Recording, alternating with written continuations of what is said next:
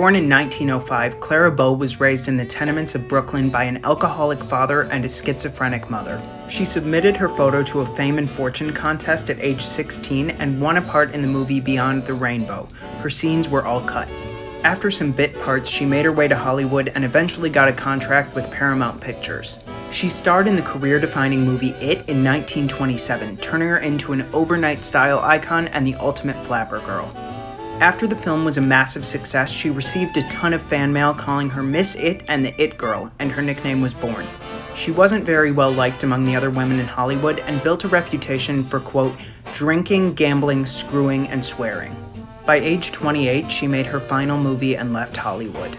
She retired to a cattle ranch and died at age 60 after a fairly quiet life. Clara Bow, often dubbed the It Girl, emerged from the silent film era to become a symbol of the Roaring Twenties. Born in 1905 in Brooklyn, she faced a turbulent childhood, marked by her mother's mental health struggles and her father's absence. Despite these challenges, Bow's charisma and beauty shone through, leading her to participate in beauty contests that opened doors to Hollywood. Her breakthrough role in It, 1927, cemented her status as a leading lady and defined her as a cultural icon, embodying youthful exuberance and sexual liberation.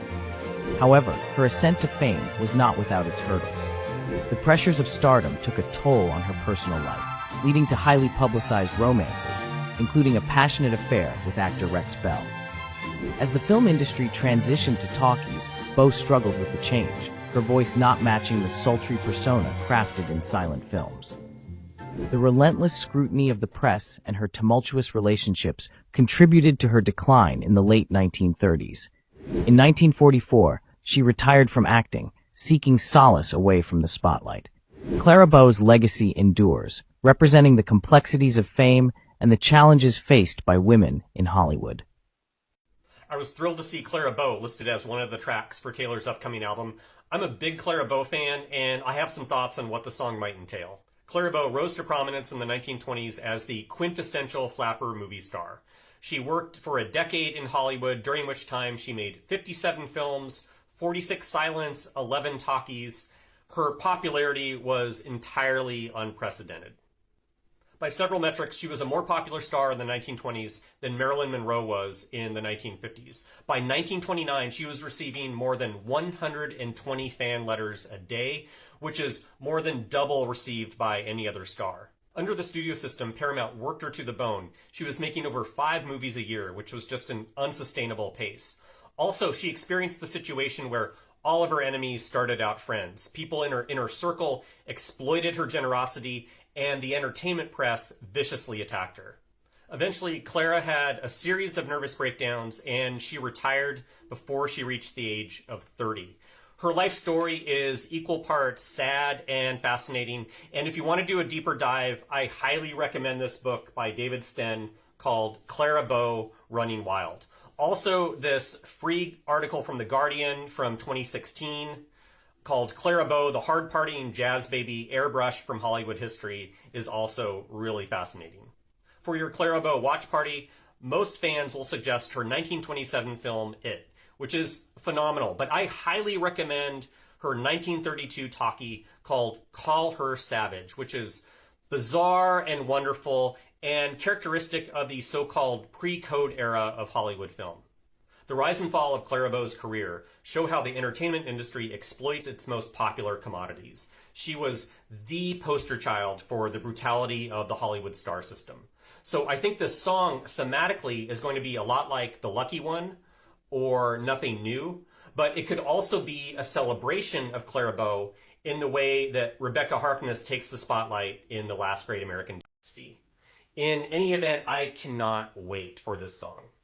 You're probably used to seeing Clara Bow look like this and like this.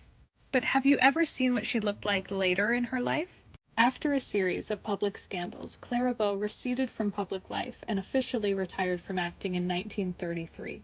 She shifted her focus to her family, her husband, actor and politician Rex Bell, and her 2 sons, Rex Jr. and George Bell. Rex passed away in 2011, and George, who passed away earlier this year, recently shared this unseen photo of him and his mother in the 1960s. According to Clara Bow biographer David Sten, Clara's son George knew about the attention his mom received this year, thanks to Taylor Swift's song Clara Bow. But he was most proud of his mother for overcoming her difficult life to be a kind mother to her two sons. This is the story of Clara Bow. She was an amazing silent film actress born in 1905 to abject poverty, growing up in a tenement in Brooklyn with a father who was a total philanderer and unemployed, and a mother who was schizophrenic and tried to kill her with a knife a few times. One tragic thing that happened with Clara Bow, that she had a little friend named Johnny who ended up getting caught on fire, and Clara came in and tried to put out the fire on his body with the rug, and he ended up dying in her arms. And when people would ask her why it is that she could cry on cue, she said it was because she remembers her childhood. She ended up eventually in one film when she was 16 years old. She was cut from the movie called Beyond the Rainbow, which was devastating to her. And then she was placed in another film called Down to the Sea in Ships. She had a supporting role in that film, and that is what took her out to Hollywood. Eventually, she was in tons of films, but severely underpaid and overworked. She was known in the gossip column as being the bad girl, but she was simultaneously known as being the it girl because of the film It, which she starred in. Clara Bow was one of the biggest stars of 1920s Hollywood. Let's take a look at her life and see why Taylor Swift may have named a song after her. Clara grew up in a Brooklyn tenement. In 1921, at the age of 16, she entered and won the Fame and Fortune contest, hoping to kickstart an acting career. In her early career, she struggled to find acting jobs because, according to Clara herself, "I was too fat."